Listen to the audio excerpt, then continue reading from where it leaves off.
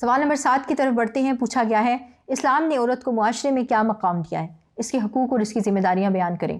اس کا جواب آپ کی کتاب میں نہیں ہے، اس کا جواب آپ خود سے تحریر کریں گے کہ اسلام نے عورت کو معاشرے میں کیا مقام دیا ہے۔ اب آپ نے دیکھنا ہے کہ معاشرے میں عورت کا رول کیا ہے۔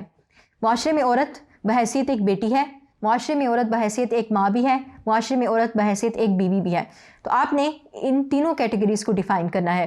بیٹی کے حقوق و فرائض آپ کے سامنے ایک ٹیبل سا درج ہے، اس کے مطابق آپ لکھیں گے اور اس کو آپ ایلیبوریٹ کریں گے۔ حقوق میں آپ بتائیں گے بیٹی کے حقوق ہے کہ اس کو دنیا میں لایا جائے، اس کی تعلیم و تربیت کی جائے، اس کی شادی کی جائے۔ پھر اسی طرح فرائض کیا ہیں اس کے کہ وہ والدین کا احترام کرے، ان کی خدمت کرے اور ان کے لیے دعا کرے۔ پھر بیوی کے حقوق و فرائض کیا ہیں؟ بیوی کے حقوق یہ ہیں کہ اس سے نیک سلوک کیا جائے، اس کا نان و نفقہ کا خیال رکھا جائے اور اسے برا سلوک نہ کیا جائے۔